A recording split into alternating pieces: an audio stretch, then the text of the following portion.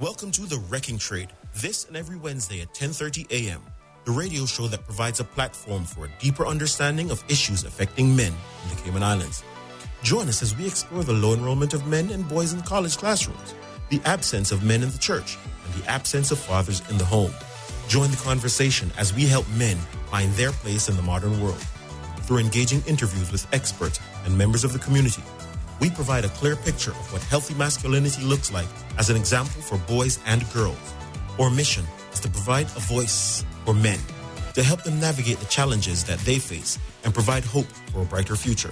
So tune in this and every Wednesday at 10:30 a.m. and join the conversation on The Wrecking Trade. Together, we can make a difference in the lives of men and boys in the Cayman Islands. Brought to you by Oscore Fitness, strong inside, powerful outside, and the Bellagio Salon and Spa, where beauty is reimagined. I came in like a rainbow. I'm not afraid. Yeah. Every day I'm hustling. Now some of you might still be in that place. If you're trying to get out, just follow me. I'll get you.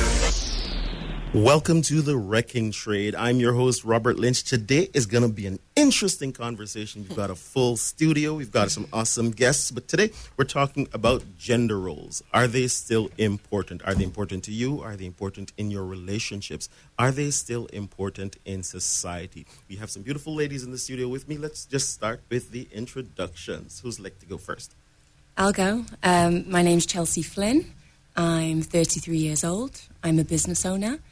And yeah, I'm very happy to be here today. Thank you. And what's your relationship status? I'm single. All right, awesome. And you? Thanks for having me. My name is Tiasha Hurst.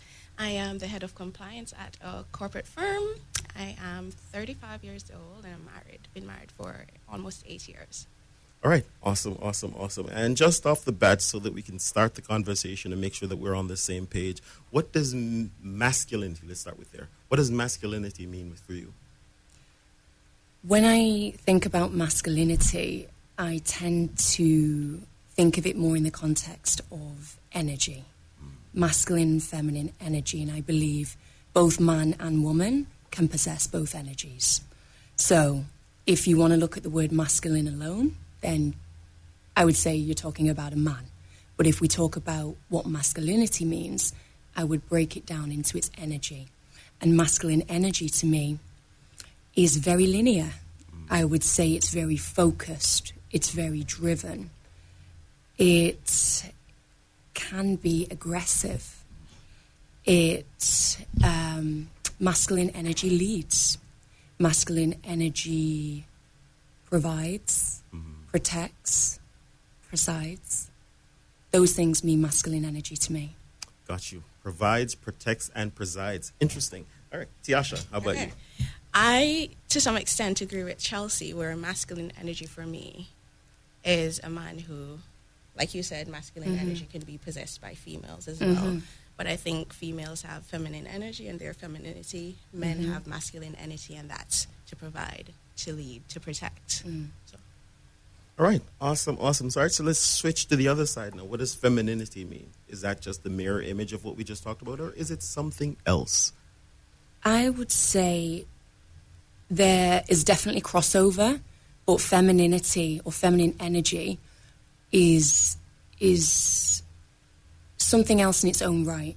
So feminine energy to me is all about being very much kind of in flow, to be creative, to be nurturing, to be mothering,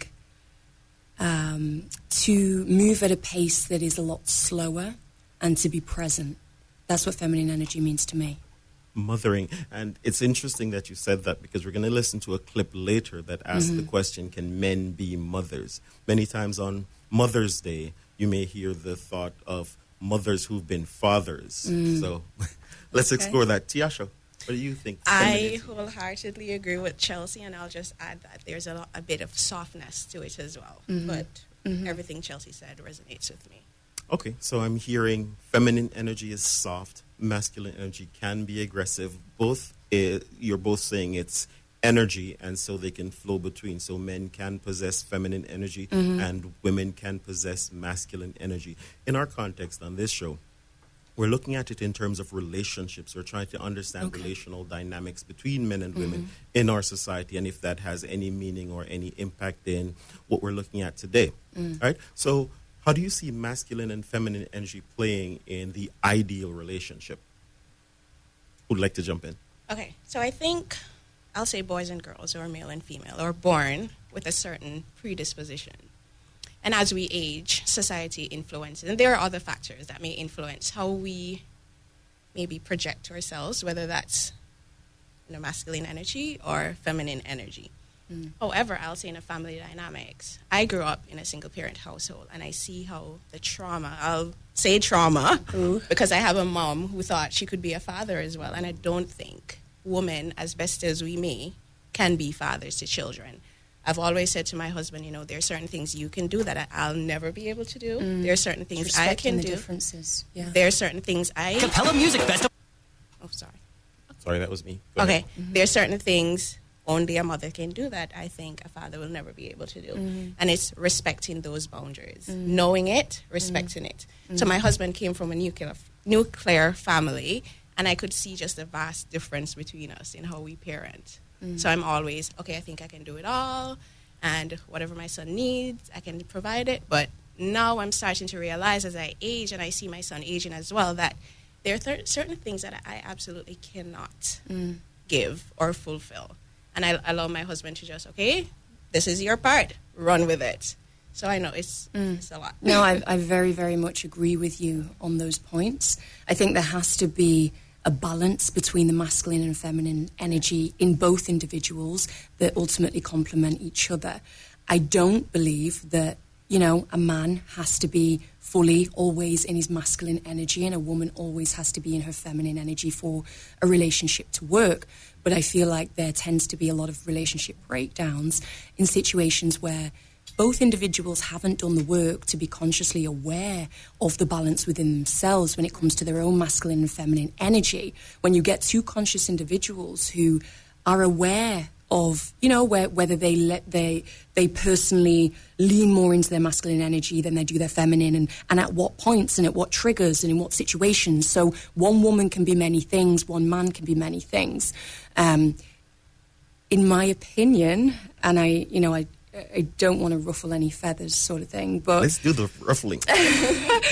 As a woman, touching on what you said, as a woman who was raised by a single mother, who is a single mother of 3 children, who's raising 2 boys, co-parenting with my youngest son, I, for the majority of my life, have been in my masculine energy.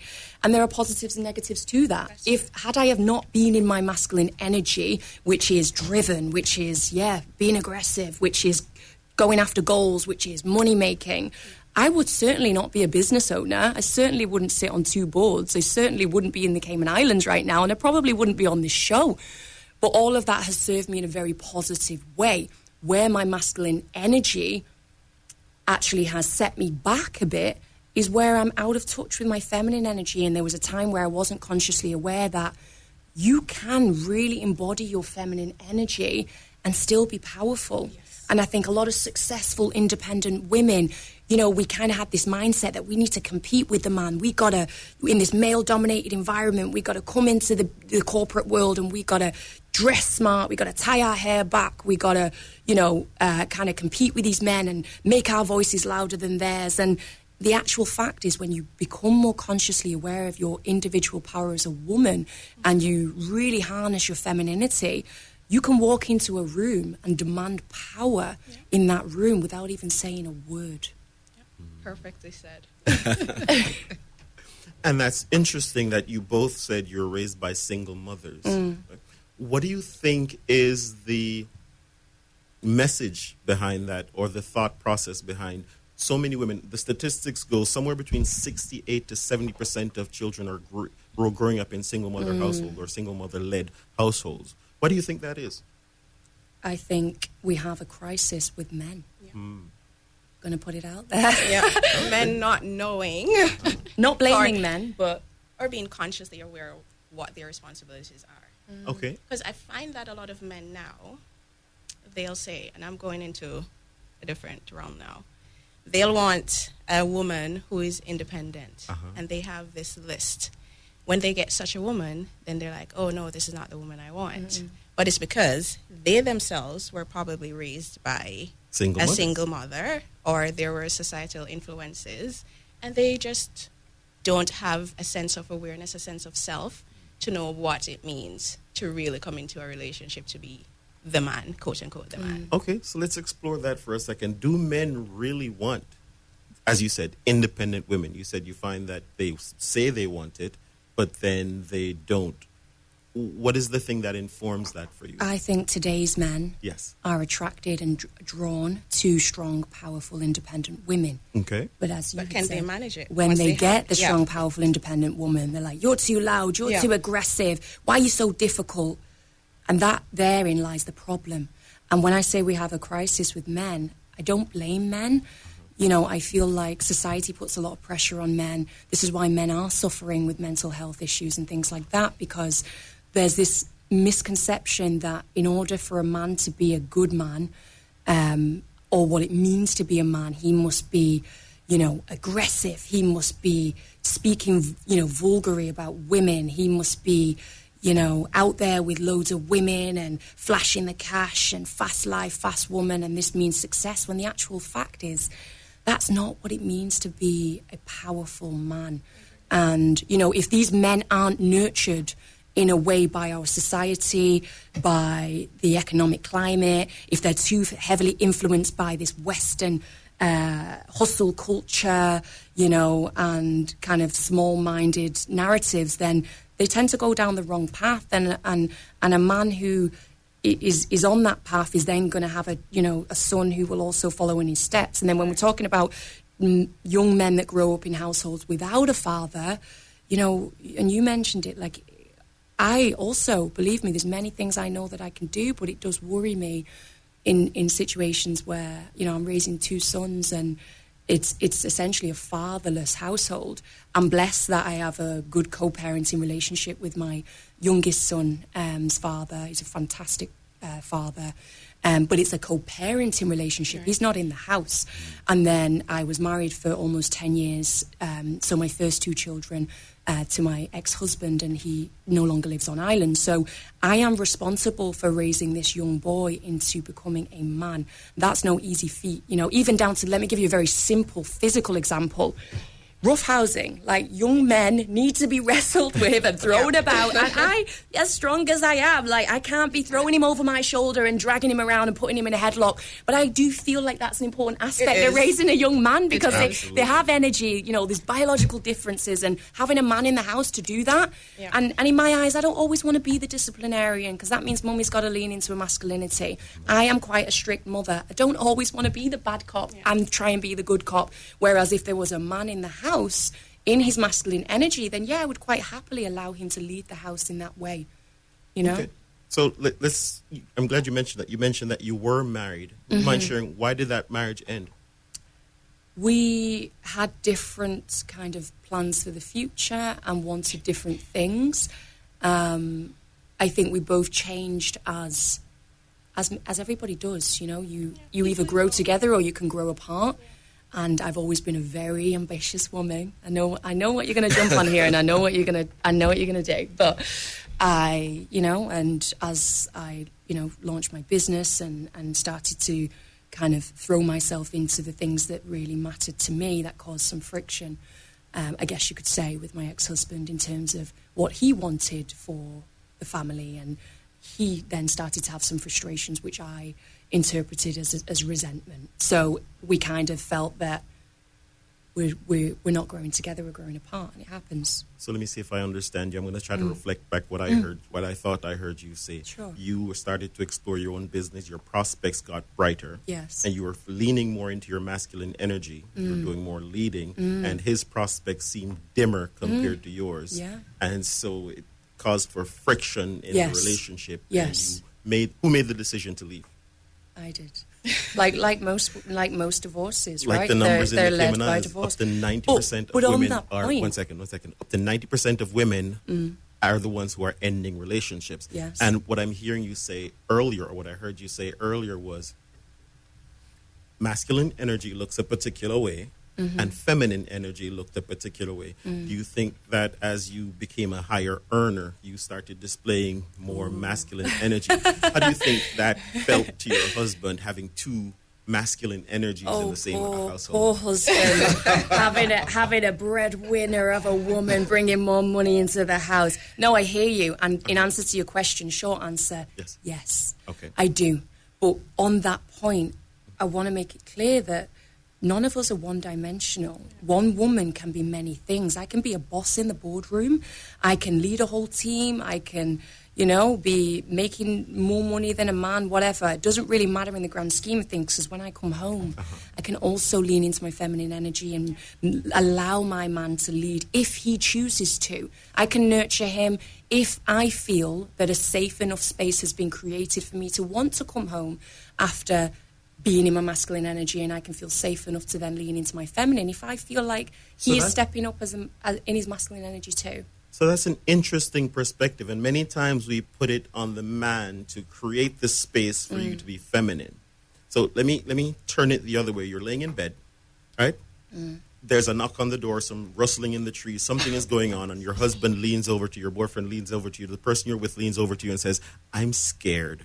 Can you go and protect us?" I wouldn't be with a man who says he's scared. Like, I just wouldn't. That would We are looking for someone who can protect us. Okay? Protect. Not No, but some happening. women. So what we're some saying women then- are what we're okay saying with then- it. but Yeah. not One me. second. Not So what me we're saying then is that males have a role, males have roles, and They males should. have responsibilities. Yeah, they do. Then if males have roles and responsibilities that are set, how is it that you have the opportunity to switch between, so you can be masculine in the boardroom and everywhere else, and then choose when you want to be feminine or masculine with that man? Men can too. Here's the thing. No, Here's but the what you just clincher. said- one second. What you just said, just to make sure that we're talking about the same thing, what you just said is, if he presented Yes. feminine energy, Yes. he's In gone. that, He's no, in the no, streets. no, hang on, you misinterpreted But me. is In that- that situation, In that situation. when it comes to an intruder breaking into my house, I expect the kind of man I'm with to jump up and go and investigate, and that's not a big ask, No, right? it's not a big Let's even ask talk at about all. biology. It's not a big Let's ask. talk about Here's biology, what's though. happening. Here's what's Here, happening. let me finish What though. If what energy are you displaying right now?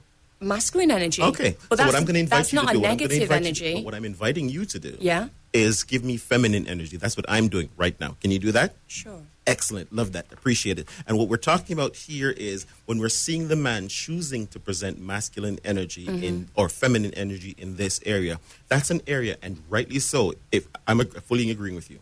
If he's presenting that in that area, that is not attractive to you. But Right? is it Are we together? feminine? Is it So feminine here's the thing. energy So here's the for a thing. man Hear me. to say, Let me- "I'm scared"? Though? Let me finish this.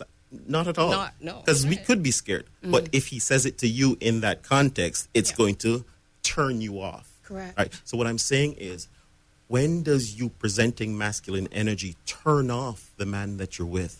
Because that's what we're really talking about. And remember, we're not saying right or wrong, because as you said, it's helped you to accomplish certain things. What we're 100%, talking about is, what is it that we want to accomplish? Do we want relationships to work? And if we want them to work, what would that look like? We're going to dig into that a little bit more right after this break. I came in like a Now some of you might still be in that place. If you're trying to get out, just follow me. I'll consider it.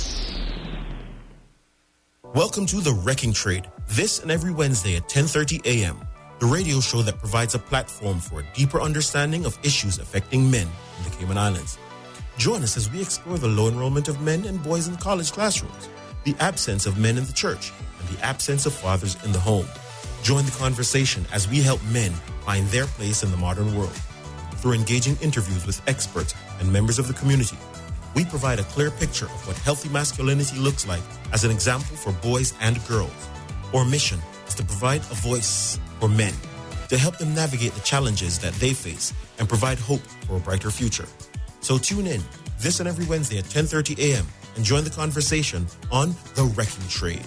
Together, we can make a difference in the lives of men and boys in the Cayman Islands. Brought to you by Oscore Fitness, strong inside, powerful outside, and the Bellagio Salon and Spa, where beauty is reimagined. We continue on The Wrecking Trade. I'm your host, Robert Lynch, in studio with Chelsea and Tiasha, and we're getting into it. Can men present feminine energy? Can women present masculine energy? When is it okay? When is it safe? And when does it become problematic? We've established that, guess what? It seems a little bit problematic if the man is presenting female energy when it comes to your safety, because you want to feel safe in your relationship, right? Yeah. Okay, when is it problematic, or do we understand what men want in relationships? I think that's the big question, isn't it? Maybe we'd have more successful relationships if we really did understand what they want. Right? Tiasha, how about you?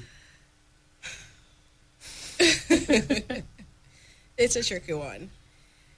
I think men, once they get to a certain age, once they're more conscious of self, they tend to know what they want. So, for example, my husband, we met. He was already established. Like I said, had a few relationships here and there, dated. He had been in a long-term relationship before, so I think he knew what he wanted. Or I'll know that he knew what he wanted. We got involved, and then I started realizing, do I know what I want? So I'm going to switch it a little bit just to say sometimes we think we have it all figured out, and I'm speaking from a woman's perspective. Like I said, because I was raised by a single parent, my mom kind of, her trauma, because she also grew up in a single parent household. So she always told me, have your own. God blesses a child that have their own. Don't depend on any man. So went into this relationship with this man that kind of knows what he's about from a nuclear family, kind of have had certain expectations of me, and I couldn't fill those expectations. And so we had a few rough bumps here and there, but he's also very patient. So when I got into it of like, nope, independent, I don't need you, I can do this by myself. For example, when I got pregnant, my husband wanted me to stay home, and I was like, nope, not doing that. I didn't go out and get my qualifications to be a stay-at-home mom. I don't see myself as a stay-at-home mom. Not happening. Got to have my own money. What if you decide to leave me? What am I going to do? And he's like, who said anything about leaving? And then I was like, yeah, but you can get up and go whenever you feel like, because my dad left my mom. They were married, but he left when she was pregnant, never returned until 12 years later. And so that stuck with me. So I thought, okay, I internalized my mom's traumas to be my own, and thought, okay, my husband would do this to me as well. So therefore, not allowing myself to get there, so I'll work until, pregnancy progressed, and then certain challenges, and we had a conversation. He was very respectful. My husband he knows how to be a leader, right? And he does it with respect. So it wasn't, oh, well, you're having these issues, I told you to stay home, you're on your own. It's kind of like, okay, let's sit and chat. What's the best way to go? So men sometimes know what they're about, but you don't always see that. And I find that a lot of Caribbean men kind of don't know what they're about. That's an interesting thought, and I'm wondering if, as we say, men don't know what they want. Which men are we talking about? The statistics go about 1 in 3 men between the ages of 18 and 34, whether they be single or married, haven't had sex in the last year, are either virgins or haven't had sex in the last year. Many times you hear, hey, even in marriages, women lock shop because of whatever reason, and these things are happening. And so you have, as you said, women are looking for a particularly strong man, right? Who can protect them, who can do all these things, who has their things together, and I imagine also, preferably, earns more money than you. Yes? Yeah. Right? I can respect a man that's done better than me at life. Yeah, he can lead me. He can lead you, yes. But how many of those men are out there, one, but we're going to get to that in a minute, who are young girls dating? A friend of mine, we're having a conversation, they're actually a prison officer, and there's a bunch of letters and coming in to the men who are actually in jail, they're locked up. So women are having children, having relationships with men who are locked up because, again, they present that alpha male, that strong, protective, but they're not necessarily going to be the best fathers. They're in prison, so they're not going to be present. So I will say this, though. I found that a lot of men will say, I'm an alpha. but do they know the meaning of alpha? Because they think alpha is you do as I say, be submissive. Yes. Whatever I say goes. But that's not what alpha means. Are you sure? I mean, What kind does of. alpha mean? No. Kind of. Like, it is a man who knows what he's about, can set his boundaries. A woman comes in. Yes, he wants a submissive woman, but he's also respectful. It's not just do as I say. Right? So And I to think me, that's a misunderstanding for many persons in terms of what submission means. Submission doesn't mean control. There we go. And a lot of alpha, I'll say quote unquote, alpha men thinks once they're in a relationship, they're in control. So is that what they think, or is that what... Or that's how what the maybe women society receive has taught them. I'm not entirely sure. Because we're I'd living- say my husband is alpha, but he doesn't project that overly masculine, in control energy. It's, okay, this is how I feel. Let's have a discussion. So, for example, we're going on vacation. He wants a particular hotel, and I want something else. He comes to me and he says, I think we should stay here. I'm like, no. He's like, okay, we're staying here because blah, blah, blah, blah, blah. And then I sat down and I was like,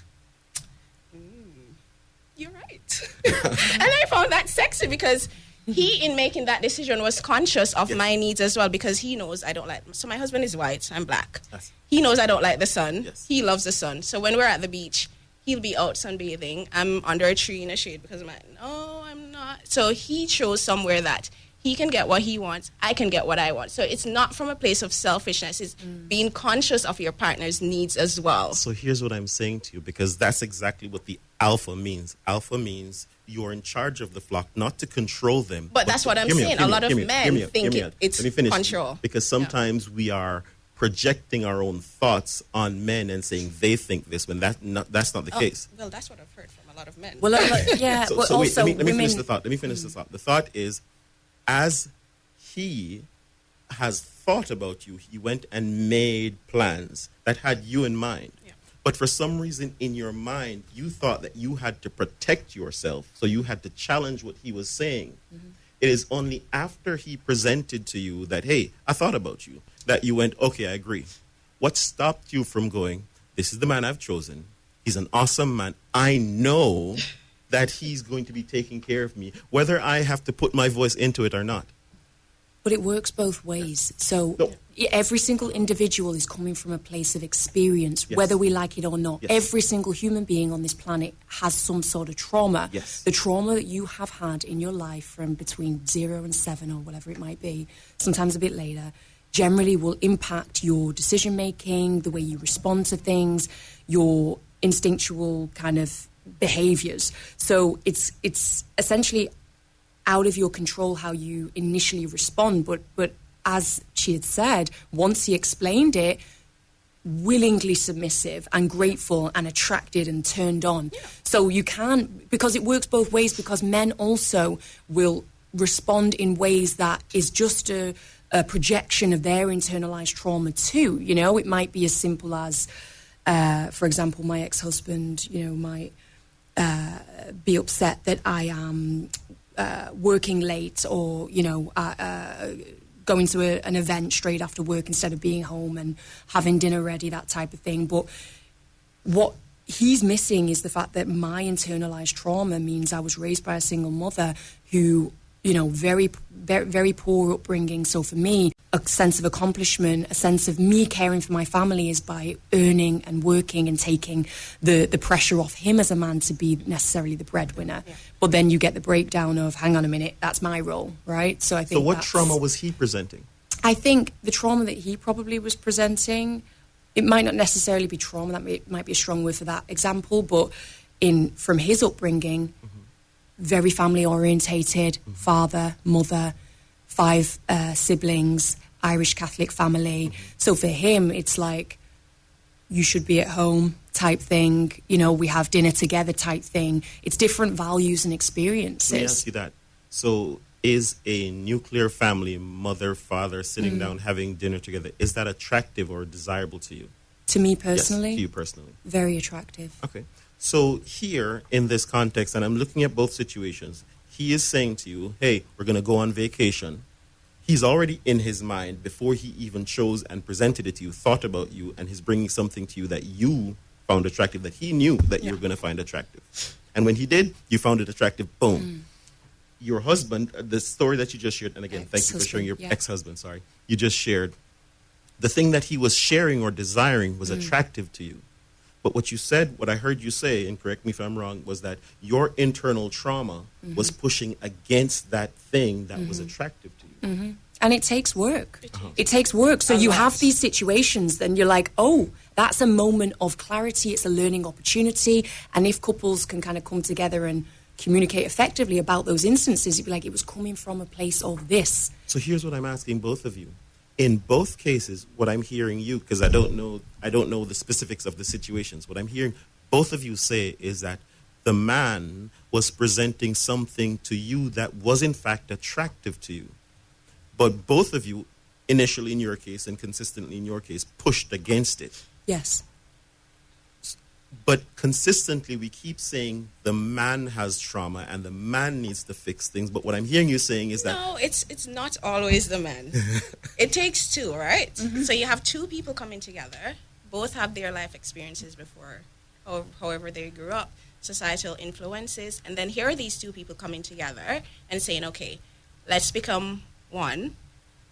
You have all these, and I use trauma loosely, coming together, the good, the bad, and we're trying to make life together. Of course, at some point you're going to have clash from one side or but the here's other. What I'm saying. So it's not always for the man to fix things. Like, I had to fix myself. Right? So that's what I'm hearing you saying. And even as you were pulling back, you still said it takes two. But in both cases, what I'm hearing is the man took time to understand what both of you wanted and presented that to you. But until he presented himself to make that safe for you, I'm not hearing the place where you stopped to understand the man that you were with. Us literally simply relaying this to you is us understanding that. What I'm saying, just because a man does something that, yes, is attractive, and once we understand and had clarity, we were happy that that's the place it's coming from, doesn't necessarily mean that we agree with it. Or it's not always you know, it's not always that we're going to be like, okay, you came from a place of love, so you know what, honey, I'm not going to stay late anymore. No, it means compromise. It means you open the door for conversation. I respect what you said, and I love that you opened up to me, leaning, I think, in your feminine energy by being in touch with your feelings and emotions in that way. So here's what I'm going to do. I've taken on board what you say. It's not going to be 5 nights a week. It's going to be 3 nights a week. So what I'm hearing you saying then is that in that dynamic, you needed him to be more feminine and allow you to be more masculine? I don't think that has to do with femininity or masculinity. No, she called it feminine energy. When he communicated his feelings in a sensitive and open way, that to me felt like a feminine energy And then trait. what I heard you say is that you got a chance to lay down the law. No. So you got a chance to lay down the situation and say, hey, all right, we had a go ahead. productive and healthy conversation about what my needs are and what his needs are. That's very simple. It's, it doesn't mean just because he communicated in an effective manner that then my needs need to be put on the back burner. No, because as I said, it's a balance. So sometimes it is required for me as a woman to lean into my masculine energy. Because if you don't, see, here's the problem as well. Some people go into relationships and they try to completely change who they are for the other person. And if it goes against the grain, it never works. I can lean more into my feminine energy, which is a journey, which is something I've become more conscious of as I've got older. But I will probably, for the majority of my life, still lean very heavily into my masculine. I think doing the inner work and recognizing that I need to do the work is going to make me a better partner in the future for a man. Interesting dynamic that we're developing, because earlier on we said, hey, guess what? When I find that strong man, I'm going to automatically lean into my feminine energy. No. But what I'm hearing us say is that that's not going to happen. It's never automatic. No, it's never automatic. Self-work is never automatic. You don't just get into a relationship and say, okay, I'm going to let you run with it, and whatever you say, I'll just go. No. So we're show saying me then, what you're about, and then a woman needs to feel safe enough to let him take the lead. Exactly. And that's how it should be. A man, is it? Yes. We're going to explore that a little bit more right after this break. I came in like a rainbow. I'm not afraid. Every day I'm hustling. Now some of you might still be in that place. If you're trying to get out, just follow me. I'll get you.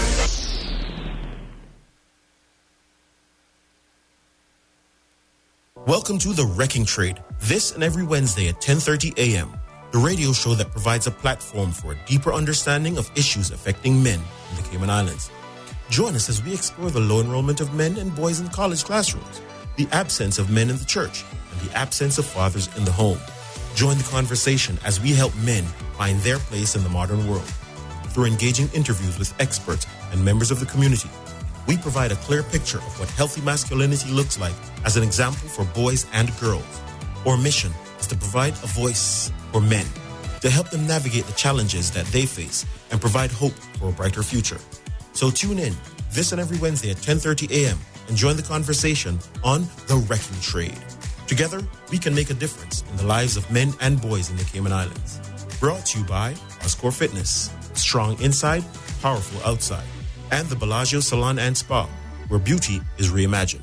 Welcome back to The Wrecking Trade. I'm your host, Robert Lynch. It's getting nice and warm in the studio. Not hearing me? Yes. Oh, cool. All right.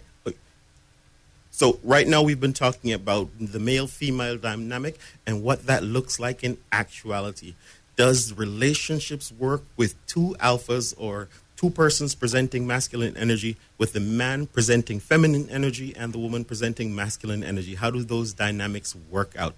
And so we continue this interesting conversation. I have this one for you. There's this question that has been on my mind, or that I asked earlier that I'm not sure we responded to, and that question is, do women know what men want? And this is the context. Men, I'm imagining that you're both beautiful women, so I'm imagining that once you went through puberty, you had men checking on you, yes or no? Mm-hmm. Yes. Right? And so right away, you were put in a position where you needed to reject offers and stop them from getting too close or being selective, making sure that the one that you're actually communicating with, contacting with, is the right one, yes? Yeah, we have Correct. a choice. Yeah. You had a choice. While the reverse for men happened. I mean, a guy who goes through puberty, he's broke. He's just coming out of things. He needs to go and earn some money in order to be attractive to you. He needs to build up his physicality to make sure that, he looks strong, like he can protect you. And he needs to develop his confidence to give you that authority that you can go, I can submit to that. Yes? Yeah. Yes. So right away, women get the keys to the kingdom and men have to work to build theirs. No. And part of that building... You say it like women are born privileged. Yeah, we're like, not. dude, please, come on. Women are not born privileged? How many beings do you, women bleed for 7 days straight and don't die. Let's not underestimate the labor a woman has to go through. A woman has to give birth to a child through her body after carrying that child for 10 months. Absolutely. So please don't sit there and say that we basically are born with, a silver spoon in our mouths. It's not easy being a woman. In fact, I would argue it's harder being a woman.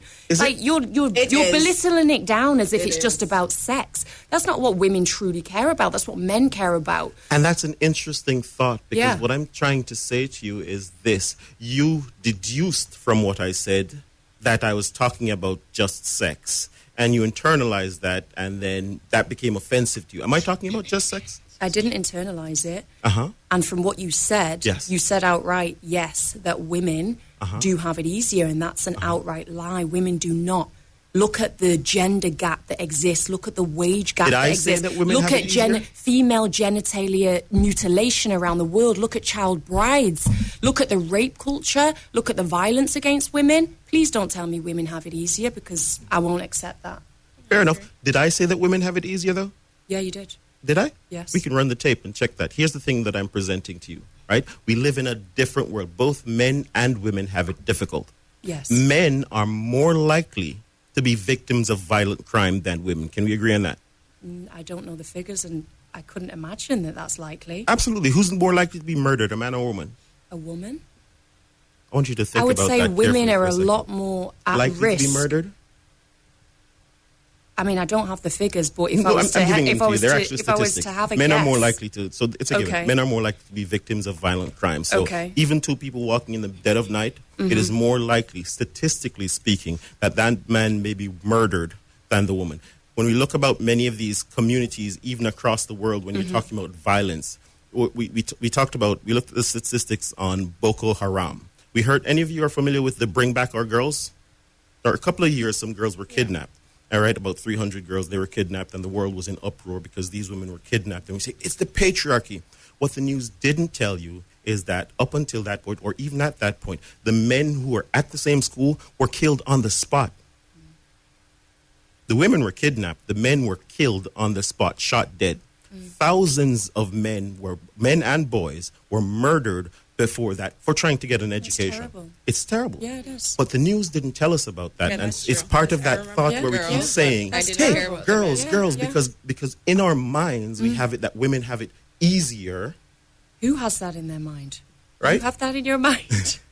And men or women have it harder and men have it easier. What I'm saying is that as human beings, all of us have it hard. Yeah. And the more we're able to recognize that, it is the easier we're getting to have, or the better it will be for us in our relationships. Agreed. I So agree. if we automatically default to this man is trying to control me, this man is having it over me, who's had an easy life, then we feel the need to fight. But in our relationships, who are we fighting? Agreed. And, I totally agree with you. if men and women could have much better, long-lasting relationships, overall, the world would be a better place. Absolutely. It really would. Right? But we know that 90% of women are ending marriages. Yes. Right? And we also know that women, as you mentioned earlier, we're finding ourselves in a situation where we're telling the man who we've chosen to be a partner with, I need to make sure I have my money in case you leave me. But why is that? No, that's before not, we get to a that's why, not before we without get to a why. cause. Is the cause in that relationship, or does it predate the relationship? And that's what we're talking about. It What we're usually talking about predates the is relationship. you're looking at the man who's across from you and you're telling him about the other guy Yep. or the trauma from your parents. And what I'm trying to say is we're not looking at the people across from us. I hear you. In our I hear you. stories. But going back to what we said earlier, it takes time and work. But what I'm saying is, here's what I'm saying. I want you to clearly hear what I'm saying. In our relationships, men are taking the time to understand the woman in front of us. Are they?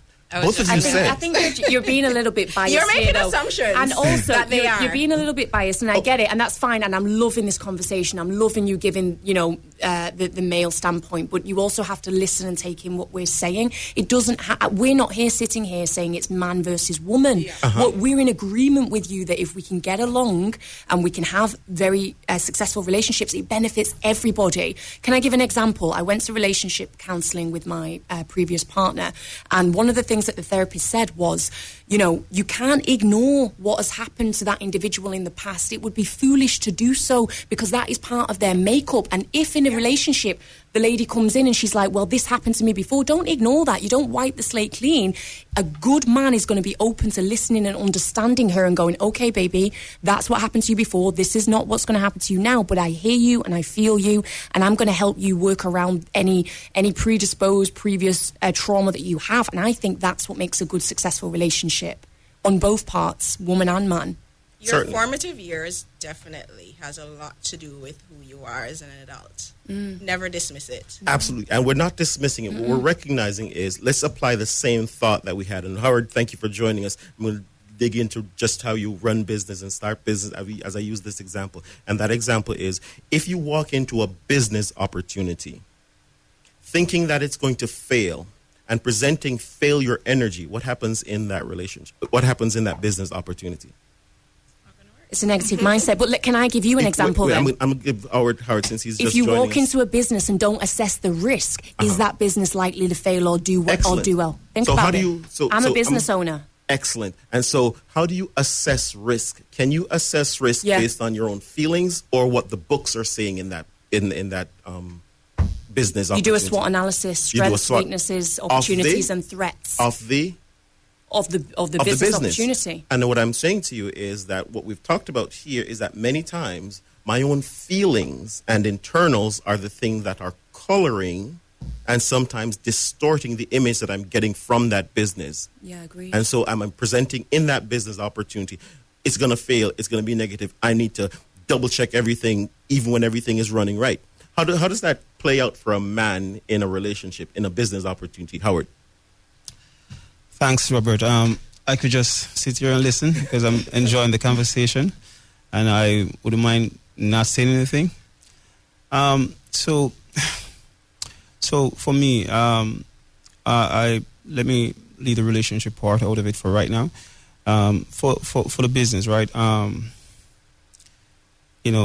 When I started, I understood the risk, but I decided that, listen, I'm going to go into it, dedicate everything I have, because not thinking about too much about failure, because I understand at the time that if I, ever, harbor the thought, then I'm, open to the possibility of it failing, and I didn't want at the time to think that it could. So I went into it with everything I have.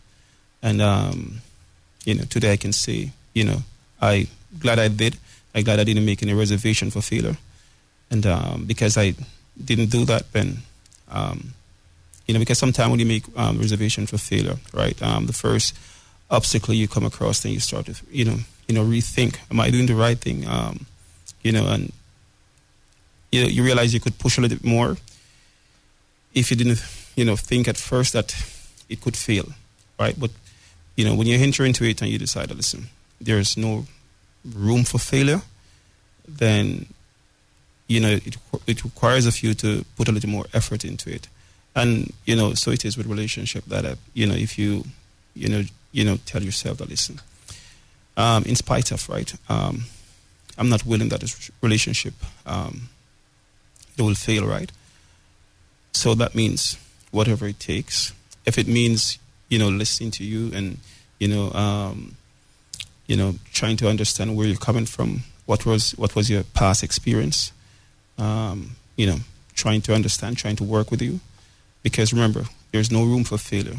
So whatever it takes, I'm willing to do that. If it means, as I said, understanding where you're coming from, what was your background, what was the experience, then, that makes a difference, yeah? So it does make a difference. And as you said, it helped you to have a successful business. And it also helped you to have a successful business as well, right? Correct? Yeah, correct. So is that the same energy, or was it that makes the difference with the energy then that we bring into relationships? Can you be a bit more specific? So we're walking into a business opportunity to say, hey, I must make this work. You mentioned, past trauma, so it's a part of your inner self. It's a part of making you whole. So you threw yourself into it, making sacrifices that are just unparalleled because this must work. You wanted the whole nuclear family, but you needed this thing to feel whole. So what is it that stops us in 2023 from putting that energy into our relationships? This relationship, this marriage, this must work, and I'm going to do whatever it takes to make sure it works. Because at this point, you've already selected the mate. You've selected a partner. Right? So what is the thing that stops us from putting that energy in the relationship? I don't think that there is something that stops it. If you look at, in my experience, let me start there. In my experience, women don't leave relationships easily. If you speak to women who have been in long-term relationships, there have been lots and lots of instances that may have hurt them, where the relationship has broken down. Women do not walk away easily, in my experience. Whereas I feel if a woman was to do some of the things that some men do to women, men probably wouldn't tolerate the same. And I'll give you an example, infidelity, right? So yes, it's a very high number of divorces that women initiate, but I'm pretty confident that if we delved into the nitty-gritty of those reasons for divorces, a high proportion would probably be due to infidelity. On the man's part, yes, there are women that cheat, but generally, in my experience, probably the majority of the relationships I've been in, infidelity has been a problem, and for my female friends. So I think that's a big problem, and that's a crisis in itself when it comes to infidelity. So when we talk about why are we not putting in the same effort, I disagree. From my experience, I believe women are trying. A woman will love you and love you and love you and give you every opportunity until she just can't give no more. Because women are natural givers. That's what we do. We are nurturers. We want this to work out. And that's why a lot of relationship problems form, because women fall in love with men for their potential. Yeah. I see the potential in this man. I see who he could be. He's been a player right now. He's been sleeping with all these women all over the island and waiting for the new arrivals to arrive and, picking up these women in back room. But I can see, the man that he could be. So I'm going to stick by him and hopefully he will prove everybody wrong. But the reality is it generally never tends to work. So let's take a moment to explore that. So you're saying women go, hey, I see this man. He's sleeping around and doing a whole bunch of things in the street. Then she walks in and go, hey, I can change this man. Dun, dun, dun. Yeah. and then she is surprised and hurt that he cheated and believe on me, her? I agree with you, and I'm talking to you from experience. But that sounds crazy Yeah, to that's me. a problem. This is a But problem, but here's it's what a I'm real saying. problem. Here's what I'm But saying. I'm not saying it as a good thing. Here's I'm what saying this Here's is what what I'm saying. happens. But here's what I'm saying. I'm saying you walked into that situation with your eyes wide open. Exactly. Then why would you? If I'm seeing a dog has just bit Howard, he's just bit Tiasha. I walk over to the dog and I put up my hand and he bites me. You're missing my point. I'm not saying that this is a good situation. I'm saying I have personally been in that situation. Yes, the woman goes into it with her eyes wide open. That is a mistake, and that is also a problem with society. These women meet these men and they want so badly for the relationship to work. As you said, we don't make any effort. We leave easily. That's what I'm trying to prove. We don't. We go into these relationships and we pick bad mates who from the beginning are known, men that can't be faithful. So rather than sit there and say, well, she knew what she was getting into, why don't you stop and look at these males who are out there thinking that it's good to be sleeping with lots of women? So here's the point. If men Think are sleeping about around, that. here's what I'm saying. If they're sleeping around, if men are not providing, I think that's rubbish, right? Men need to step up. In 2023, let me say that pretty clearly. Men do need to step up. What I am saying is that whose responsibility is it in that moment? Who made that bad decision? If a man, as you said, went ahead, picked a business that was on fire, burning to the ground with people fleeing, went in, bought the business, and then business failed, whose responsibility? Agreed. Let me qualify In that Whose situation, fault yeah, would that be? agreed, But that's agreed. what she's But you're saying. missing my point. He's not She's getting like, my point. okay, all right, I'm trying to give the point as to All right. why women leave the relationship, So here's but the they thing. see the potential Yeah. in bad mates So here's as, the thing. as Here's the these thing. males. Let me see if I can bring it together, because what I'm trying to do is I'm separating the two things. We just kind of threw two things together. We said men are cheating, and that's what's causing relationships to end. No. No. Stay with me. You're stay missing with me, the stay point. with me. Stay with me. And so I'm dealing with the cheating part. We're choosing cheating men, and they cheat. Then that's what it is. What I'm looking at on the statistics here, I just pulled up some statistics to understand, hey, wholesale, men are cheating, and that's why relationships are ending. 20% of men are cheating. According to what According statistics? to the Where statistics. and what statistics? Give a bit of context. Okay, so I think Have Chelsea you got the And the- statistics for the Cayman Islands? Because I'm sure it's a lot higher. Pretty sure the divorce that's rate's the thing. 50% So here. here's what I'm- Have you heard of the Cayman curse? So Should we here's talk what about I'm that? saying. So here's what I'm saying. I'm getting to that because the Cayman Islands is a pretty interesting place. And as statistics say, this is coming from the University of Toronto in Canada, right? And it's looking at pretty much the US and Canada. And what they say, the US sneezes, we catch a cold. So usually, as I mentioned earlier, the statistics for divorce is 80% filed by women in the US. In the Cayman Islands, it's Makes 90. sense. Makes Right? sense. The statistics for women cheating is 13%. Interesting. Right? So it's not a whole bunch of men walking around and cheating and the women are sitting at home virtuous. No, that's I not, never that's said not what's that. going on. No, women so cheat here's what I'm too. saying. So if the cheating statistics are 20%, then we can men many times will be as faithful as the options they have.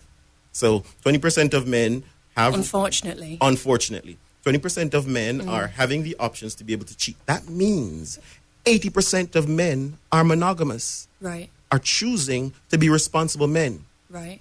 But no. Responsibility is not just about monogamy. Monogamy, that's a basic. Let's Sure, get that straight. That's like a basic requirement. You don't get a reward for being monogamous. And we're not talking about rewards. Can you tell here. us what the top reason is for divorce? Financial. Right? Yes. Okay. Interesting. So what's happening here is that you have a majority of men who would worship the ground you walk on and never cheat and give you that feminine energy that you want because they're going to listen to you and allow you to be boss babes and do all these things. But guess what? A boss. Don't need to be a boss, babe. A And the boss. men can't give us the feminine energy. It's within us. When I'm saying give you the feminine energy, as in him Give us the being space. submissive to you, that allows you to go out there and do whatever it But is why you want. is it you think a man has to be submissive to But that's us the- for that's- us to go out and do what No. we want to do? It's not for you to go out. It's based on the example that you sent to me. If men are supposed to be the leaders and men are the providers, Yeah. somebody needs to take care of the home. So if you want to go out and lead and be the provide, then who's going to do that? What do you mean? Who's going to do that? Who's going to take care of the children? Yeah, yes, A who's gonna- woman. I work a full-time job. I run a business. I sit on 2 boards. I have 3 children, one with special needs, and I also go home and do the childbearing and the mothering and the childcare. So believe Excellent. me, But one do you woman want to can do do that? many things. But do you want to do that? In an ideal world, no. I Okay, would. great. So You that's know, what See, we're that's the talking- opposite with me because I was at home for a while and I just felt like this is not this for is me. not for me. I need to go back to work. And my husband was like, but you don't need to. And I was like, I know, but I want to. He wasn't being submissive to me to say, okay, you want to go and work. It was, we had a discussion. He understood where I'm coming from. And like I said, it's because how I was raised. My mom told me, go out and get your own. I've always been driven. Go get her. Go and get this. Go and get that. Not because my husband cannot provide for me or he wants to be submissive to me. It's just something, I'll say, innately in me that wants to be out there. But I'm still doing everything I need to do for my kids. I show up at every event, every sporting game. I mean, on Sundays, you know, back-to-back football, my husband will do that because he thinks that's a man thing. And like I said, there are certain things my husband can do that I can't do. So he runs with that. But I'm still very much there to nurture. If my kids are ill, I know they're coming to me. Like my husband said to me the other day, do you notice when the kids are ill, they never come to me? I was like, you just noticed that? Like, Carter is 6. That's because his needs, only I can give it to him at that point. So there are certain things that, you know, I don't think it has to be like a man is being submissive to allow you to do something. It's just that he knows that this is part of who you are. Respecting it. Yeah, and respecting It's it. giving you the space. Yeah, So he he's just... giving you the respect. Yeah. He's giving you the space to be all that you can be. Because he still tells me now, like, I'll go home and I'll say, oh, my God, I had X meetings today and I'm exhausted. He's like, well, you don't have to work. And I was like, yeah, I know, but yeah. And then it's like, water under the bridge, we move on, happily ever after. I mean, not happily ever after, but you know what I mean. But it's a choice. What we're saying is that it's a choice. Many times I find that in our society we keep blaming or shaming men for situations that we are party to. Of course. Yeah, I agree. There And are that's two toxic, people what I'm saying is- toxic that are... masculinity. I agree with you. It's unfortunate. Yeah. Right? And so problem. what I'm wondering is here it is, we're having a conversation. Do women think that men know what women want? Well, I never got a chance to finish It's that. subjective, I think, because every woman wants In something general, different, don't they? in general. So the example I was trying to give earlier is, in general, men have had to learn what women want Yeah. in order to be attractive to you. Because if you are the ones who are Yeah. stamping approved or Well, yeah. denied, then they have to present something to you. Yeah, correct. And for that to be approved, they have to have a good appreciation of what will be approved. So that Say they it can in do such that. a negative way, but it's actually an honour. This is the laws of biology. This Yes. is the laws of nature. Yes. Man should pursue woman. Absolutely, Right? I'm agreeing It's not with a you. negative thing, though. You say it like we should stamp it off. No, and a No, and a man here's who the thing, here's the thing, appreciates here's the that thing, here's sees the it thing. as an honour. So what I want you to do is hear me. Instead of hearing the other things that are going on, I want you to hear the words that I'm saying. And if something is triggering you, I'd invite you to just go, hey, can you clarify that? Okay, That's not sitting the well with language me. then. When you Okay, said so- he has to come and bring for our stamp of approval. But I want you to approve it. I want my daughter That sounds to make quite sure that negative. she's being selective and not just choosing any random Joe one or choosing to be with some guy who she thinks she can So change or convert. let me I ask don't you a want that. question. Do you think your daughter's choice Yes. will have any bearings on how you, as a father, parented her? Absolutely. So Okay. my role, my job here and in her life is to make sure that what this show does, Welcome to the Wrecking Tree, to present a positive image of masculinity. Okay. So she knows what a So man then looks I'll go like. on to say, Yes. what about the girl Yes. that didn't have that, that doesn't know what she's looking for? and that- Absolutely. So I'm understanding that we're not living in a perfect world. So in case anyone's listening, you're listening to The Wrecking Trade. This is not a gender blaming show. No, shouldn't This is be. not a show Yeah. about No. blame. Because we understand, hey, as I mentioned earlier, 68 to 70% of children, that's boys and girls, are growing up in single mother-led households.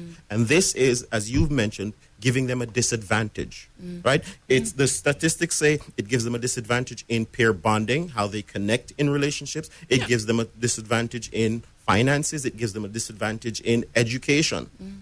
Right? And so we understand the landscape. What we're trying to do is to figure out what is the best path for our children from here going forward. How do we help them to not just be products of their environment, but help them to be the best them that they can be? Like, would you have chosen a single mother-led life household for yourself? No. So you break the trauma bond. Yeah. That's Yes. the clincher. Which is what I've You did done. it in a word, When look. I decided, like, when my husband asked Yes. me to marry him, I was like, okay, look at him as a whole. Does he embody everything that I want from a partner and as a parent? Yes. Because I knew not having a father what I wanted for my kids. And would my husband be able to once kids came into the Yes. picture? So yeah, you have a look at who you're dating and you decide, okay, is this the person for me? And sometimes, like Chelsea said, people evolve. Yeah, and you It need doesn't change, always work yeah. out. Yeah. But try to And I find- think it's a whole learning process, more about the more people start to focus and learn and grow and develop themselves and do that inner work about their inner trauma and how that's affecting their decision making and their reactions. As you said, women are making those mistakes with picking partners that aren't well aligned with what they're looking for, and then they throw their hands up and say, oh, boo-hoo me, I 100% agree. I could not be more in alignment with what you're saying. I've been that person. But once you have those experiences, the beauty of it is you get to profit from the pain, level up, and then start to realise, look inwardly at your own issues and where you're falling down and take accountability for that. So again, it's not man versus woman. It's realising that when we work in unity Yes. and do the inner work, then it's a better world for all of us. And also sometimes recognizing that, hey, especially after you have kids, it's not just about me anymore. So when someone decides to file divorce papers or put in those divorce affects papers, the kids. what is going to be the impact on those children? Who's going to get the kids? But have right? you also spoken to, children that have been raised in households where two married parents were not happy? The impact can be just as negative. While we may say that, the statistics hold this way. Children, statistically, are better off in two-parent households. Those are the statistics. Right? Statistics only take us so far, though. Statistics I know that only- for sure. I pretty much say But here's what I'm both of saying. us are anomalies, and that's two in one room. Yes, absolutely. Anomalies can happen, and statistics go for the majority. So we're saying, Be hey, you may predictors, have yeah. outliers. So what the statistics say is that children are more successful in two-parent households. Okay. Interestingly enough, the next step down from that, guess what it is? Two-parent household that's functional. If it's No, a no, no, dysfunctional, no. so you're telling me a child will flourish in a What I'm dysfunctional saying two-parent to you environment? is what the statistics say. It doesn't filter for dysfunctional It or should. functional. What Yeah. it does say is that whatever the case, as long as two parents are in the household, the children statistically are better off. I'm not sure The about step- that. Have you ever spoken to I- anybody who was raised in a household where they So really remember wish what their I'm saying. parents got Remember what I'm saying. divorced? Remember what I'm saying. Yeah. What I'm saying is the general statistics. This may Generally, be different right. specifically for you or specifically for you, but what I'm saying is there is a greater chance for you to be successful. This doesn't guarantee that you're going to be successful. No, I totally There's a get greater that. chance for you to be successful if both parents are in the same household, whether they're arguing or not. Right. Oh, that's- Right? Interesting. The step down from that Interesting, is okay. children are better off in father-led households. And father-led to- Single father households. So that's the statistics. It runs I'd love from to know what your sources this is, because honestly, send them to you right father-led after the show. households Yeah, this- without a mother. without a mother. And that's not to say that fathers aren't good. That's not to take away from a father being a good kind of child rearer at all. But that surprises me. Yeah, I'm surprised Absolutely. too because I'm very surprised. there are elements of raising a child that a Children father need their just mother. yeah. Well, Absolutely. interesting. You learn Right. something every day. There you go. Learn something every day. And then the step down from that is single mother-led household. And this may not be gender related. This may be, what do you call this thing? This may be society related to the extent that, as you mentioned, part of the culture of being raised in a single mother household for you was, guess what's happening? I need to get my own. I need to protect myself. So we're starting to operate from a fear center instead of a possibility center. And we've already said that that doesn't work in business. And we can see how the follow-through I still would disagree happen. with that point. I think you have Operating to. from a fear center. You have to go into a business and you have to weigh up what the potential risks are. That's very important. Yeah, and but- You take a encourage risk-based Let's be clear. approach. But let's be women clear. have to take risk-based clear. approaches with men. They Risk-based have to. approach is They have different to. from a fear-based approach. I don't necessarily believe it's coming from a fear. I don't place think it's of coming from a fear place either. of fear. But that's what you said. You No, said to but- your husband, what if you leave me? But was it And he said, who's talking about leaving? But is that fair though? Is it fear? You answer that. Is it To, fear? to some extent, but you're not. So going, yes. Okay. So okay. yes. For that example, but going into the relationship, Uh-huh. it's not from a place of fear. I don't think. She's taking a risk by going into the Yeah. relationship. Absolutely. They both are. Absolutely. Yeah. But what we've talked about before is in that risk-based assessment, just like the business, before you get into the business opportunity, you did your assessment. Yeah, fully. So now once you're in it, you have to put the pedal to the metal 100%. and gun it. Yeah. But what I'm hearing you say is that we're getting in and then we're easing off the gas. We're then saying, hey, because you're saying you said this to your husband. Yes, but it wasn't easing off the gas. Okay, all right. Let's let me see if I can dissect it and kind of break it down to you. Do you want to chime in? Okay. All right. So here I am. Like I said, two people coming together. I'm not going to tell you that my husband was whole and was a perfect man. He had his issues. We all have challenges. Of course, right? But like I said, there are certain influences in my life that contributes to me making certain decisions, right? I've always been one to have my own. So for 26 years, that's how it was. I got my qualifications, did it by myself. I worked, sent myself to school, got qualified. Got my little car, all on my own. What was the driving force? Got my apartment, all on my own, because I saw that I'm from a family that didn't have much. So I wanted different for myself and for generations to come, because I always wanted kids. Yes. Right? So when I met my husband, here's this man presenting himself, and the opportunities that he can afford me, I'll put it that way. But then I am who I am, right? And I'm not going to change who I am. We're not? No, I'm going to adjust certain things. Because many times do we women say really that. Hold on. change? Do Many we times women really say that. change who we are? Yeah, you were single and you changed yourself to being married. That's a change. That's a change. Yes. But the attributes Is a married woman and a single woman the same person? No, but like Chelsea In said, what you respects? also evolve. You've got to be a bit right? more specific. Yes, when you go into a marriage, you behave in different ways. You're married, right? Yes. But your core values do not change. They A don't person's change. characteristics don't change. Your moral code and moral fiber should not change. So what you're saying then is, if you carry a single woman mindset into Yes, a marriage, correct. you're going to be courting failure Yes. Yeah, I agree. Yeah. For women and men. for women and Yeah, men. yeah. I totally agree with that. So I went into the So relationship. here's the thing. So I want to make, because we're running close to time, I want to make sure that I'm getting what you're saying and it's fit. We're understanding the context. So men, you just said with your words, men. He got into the relationship, presented what he had to you for our family. Yes. Well, I don't like the way how you put that, but okay, go on. But you said I need to have my own.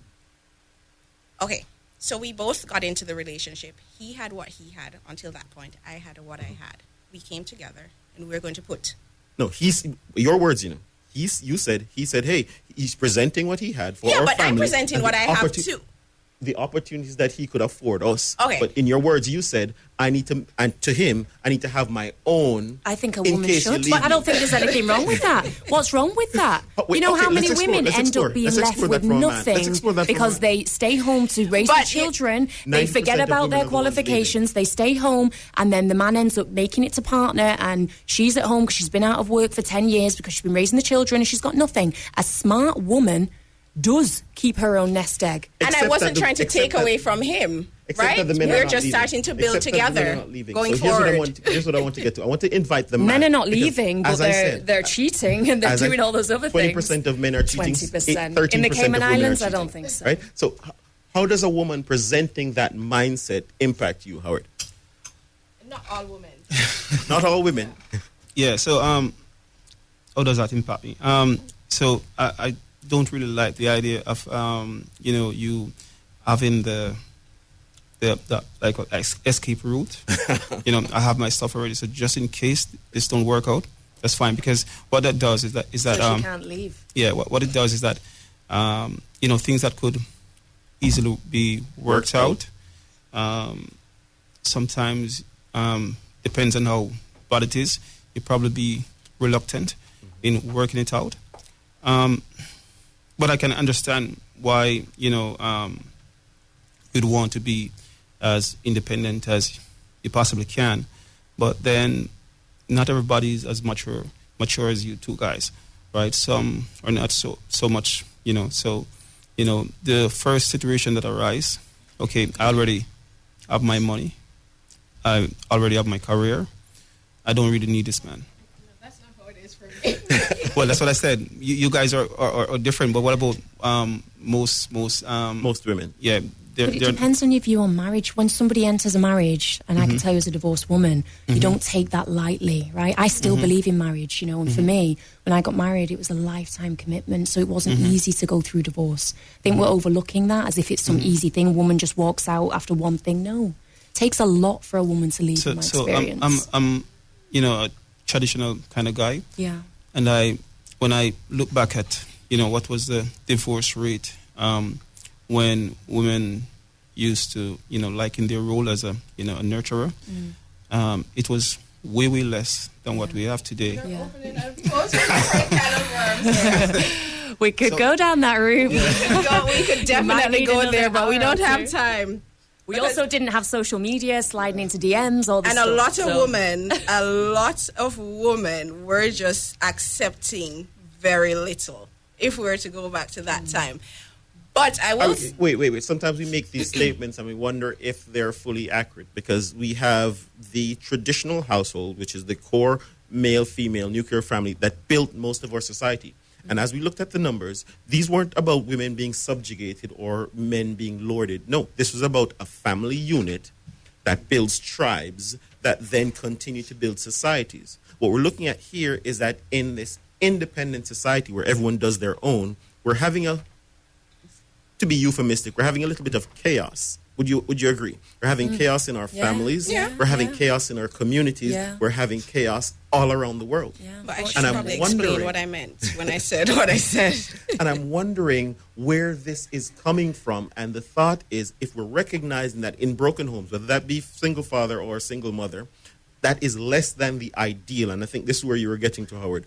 What did society look like? And sometimes we disparage society before by saying, hey, they had to go through this. And we do the same thing with submission. We keep saying, hey, I don't want to be lorded over. But what we've established is that submission is not about being lord, and it's about creating a team, a unit where people understand the role that they need to play for the unit to be successful. Yeah. That sometimes means that, hey, someone has to sacrifice. And for many years, for decades, for centuries, that usually meant that included men.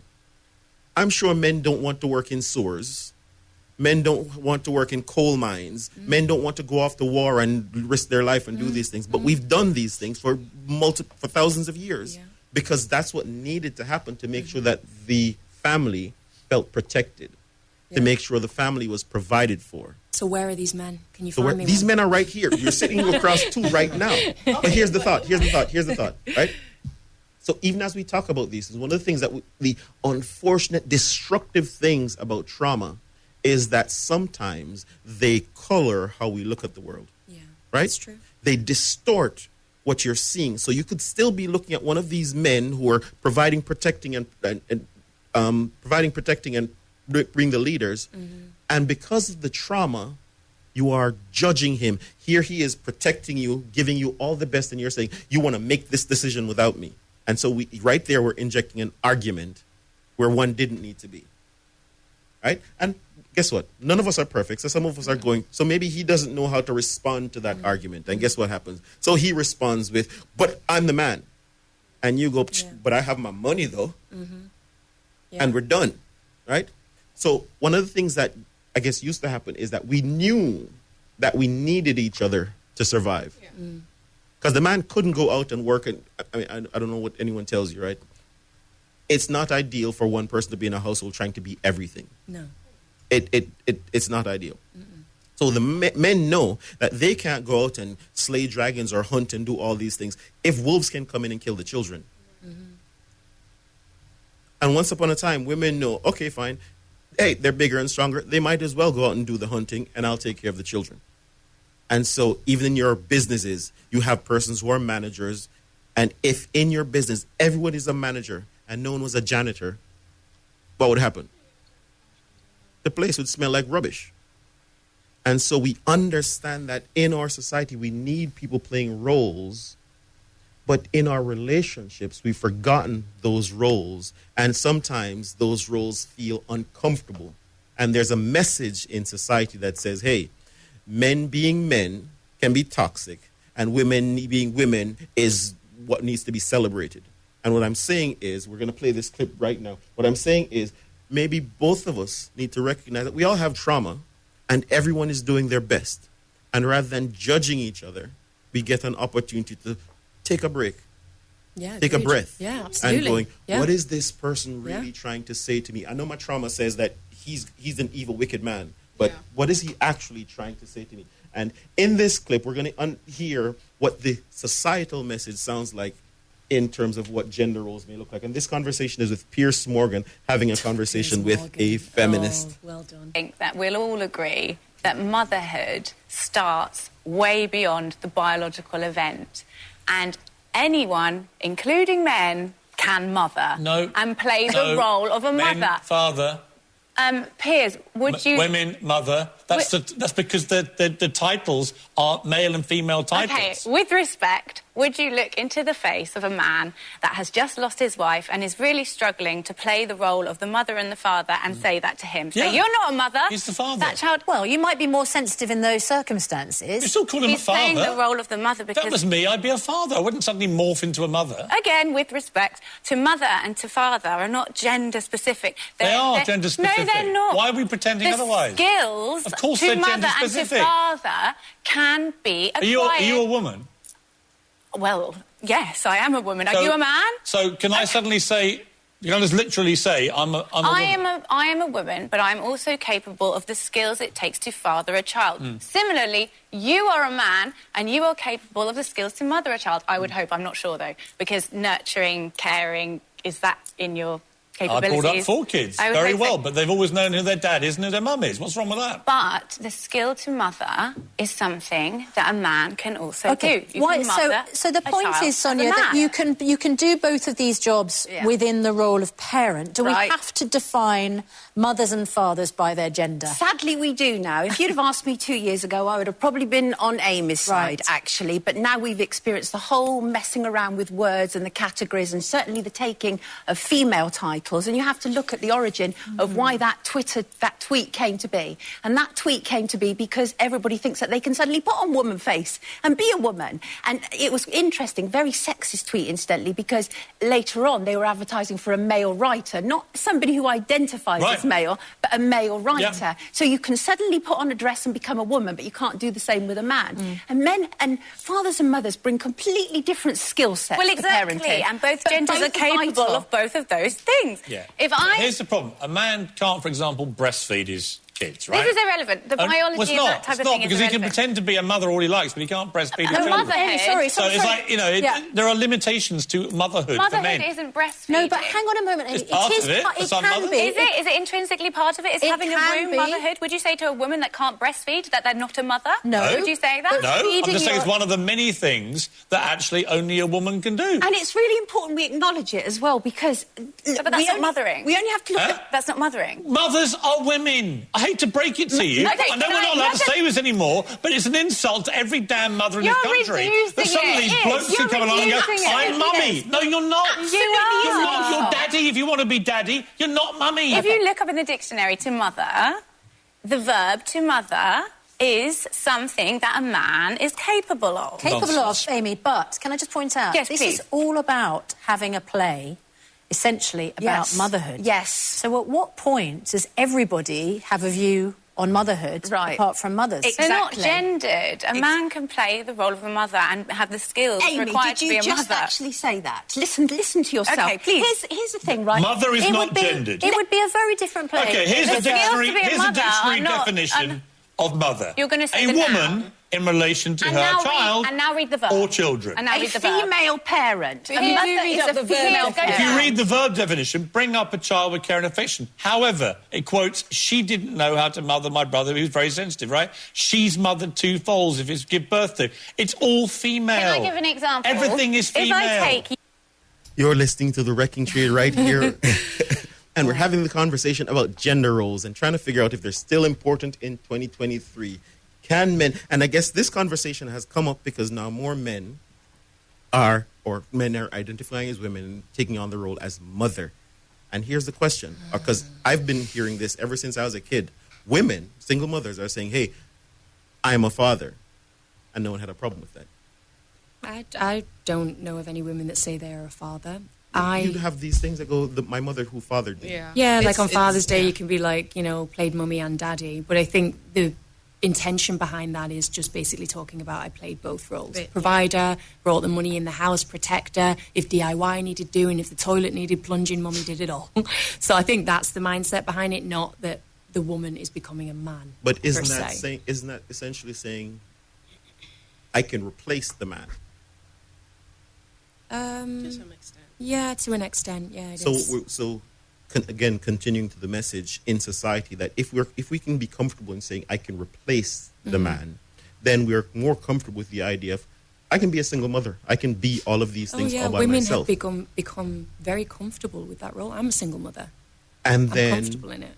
what we're doing is following the progression. And then what does that mean for society? It's detrimental.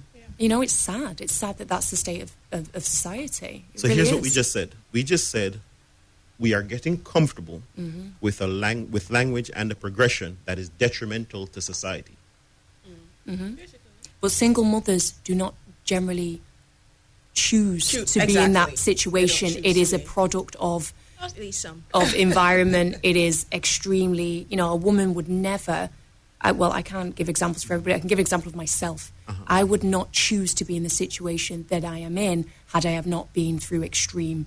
There basically was no choice. Absolutely. And right? you did the So right you've got to thing. You respect got that married. about single mothers. You can't kind of hit them over the head with a stick and say, well, you're ruining society and you had a choice and you should have stayed in a relationship. I think that would be, even more damaging. Women don't necessarily want to be in those situations. Here's the thought. How many children now are being born out of wedlock where the father is not even involved? So you did the right thing. You got married. You decided that, hey, I was going to partner with a man. We're going to build a family so that we can train up productive members of society. But as we're living in this culture, part of the positive culture, part of the current culture is positive self-image, right? Men have been sleeping with women all their lives, for multiple women. More women are going, hey, we can do the same thing. We have hookup culture. Again, it's toxic. It's toxic. Very toxic. And I think even women to women are giving the wrong example, telling them to go outside. Like, no, don't go outside. Yeah. Respect yourself and heal. Exactly. And so that's what's happening. That's the current culture. And we're understanding, what we're doing is trying to understand what things look like under the current culture, and then what is the impact on society. I have a 3-year-old and a 1-year-old. What is this what is the society that they're going to grow up in if we maintain on the current path that we're on? And that's the conversation that we're having every week right here on The Wrecking Trade, 10:30 every morning. Right now, we're just going to offer final thoughts and offer each of you an opportunity to share your final thoughts and maybe how people can reach out to you with your businesses. Let's start with you, Chelsea. So it's been a really fantastic conversation. I think, you really enlightened me for a lot of points on the male perspective, and I can see how masculine male toxicity, can be really detrimental to men in our community. But I want to make the point that, it doesn't have to be man versus woman when we can work very much in sync. Whether that is in romantic relationships or not, the world will be a better place. There's no one sex that is to blame. So that's all I have to say on the matter. Absolutely. And what do you do, and how can people reach out to you? So I own The Agency, which is a specialist recruitment agency on Ireland focused on legal and financial services recruitment. So get in touch with me on 743-1777. All right. Awesome. Howard. Yes, as you said, it's a very interesting topic and conversation. Really enjoyed it, and I learned a lot from these two brilliant young ladies. So it worked before, right? When everyone understands their role, it's not a bad thing for people to, enjoy their role in a relationship. In a relationship, it does help, and I think at some point we need to get back to that. Understanding, what is expected from me, and me understanding what is expected, what my wife expects from me. Having that understanding, relationship can work. What do you do? Yeah, so I'm into construction. I do a lot of interior work. I also do a lot of, full construction. I also build and sell houses. I also give free estimate. So if you need your house to be, refreshed, or if you need to build a house from the scratch, if you want to buy a house, you can contact me at 329-3502. Awesome. Okay. It's a lovely conversation. Really enjoyed it. I'm still very much for nuclear families. I'm not part of the woke culture. My husband still has to open the door for me. I mean, amen to that. My son saw him opening the door for me recently, and he asked, like, "What, Daddy? Why do you open the door for Mommy?" It's like, what he a needs good man. to. And when you get older and start dating, you'll be opening the door for your girlfriends. Yes. Thank you. So yeah, I don't have a business. I work for a corpsec firm. My social media is private, so nothing to share. And that's all right. Are you on social media? Do you I want to am, share your yeah. socials? At the Agency K-Man is our Instagram handle, or you can find us on LinkedIn, the Agency K-Man.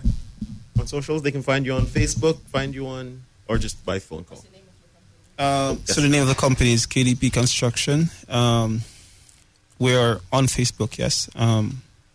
Just type it in, you'll find us. Is there any projects that you're working on right now? Someone can buy a home straight now, or?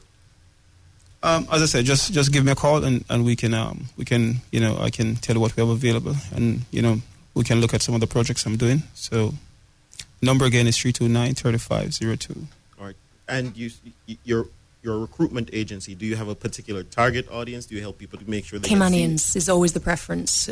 We specialise in placing Caymanians into sort of mid to senior level positions, both on a temporary and a permanent basis.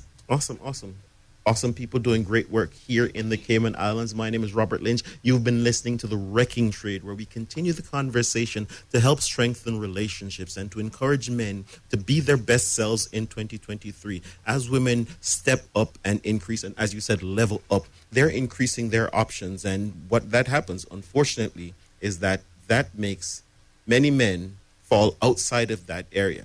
And if we continue to be complacent, if we don't find strength, if we don't find our confidence, if we don't find our finances, if we don't work on our bodies, we don't take ourselves seriously, then it makes that, even though it's a negative option to many women, seem more favorable to be single mothers. So I'm encouraging men to step up, to stand up, be fathers in our household, be men in our community, so that we can continue to rise together. You've been listening to The Wrecking Trade. You can check me out on robertnflynch.com, where you can find out the rebroadcast of this program, as you can also find my book on communications, as we continue to do great things in the community here in the Cayman Islands. Thank you all for listening. Welcome to The Wrecking Trade, this and every Wednesday at 10:30 a.m., the radio show that provides a platform for a deeper understanding of issues affecting men in the Cayman Islands. Join us as we explore the low enrollment of men and boys in college classrooms, the absence of men in the church, and the absence of fathers in the home. Join the conversation as we help men find their place in the modern world. Through engaging interviews with experts and members of the community, we provide a clear picture of what healthy masculinity looks like as an example for boys and girls. Our mission is to provide a voice for men, to help them navigate the challenges that they face and provide hope for a brighter future. So tune in this and every Wednesday at 10:30 a.m. and join the conversation on The Wrecking Trade. Together, we can make a difference in the lives of men and boys in the Cayman Islands. Brought to you by Oscore Fitness. Strong inside, powerful outside.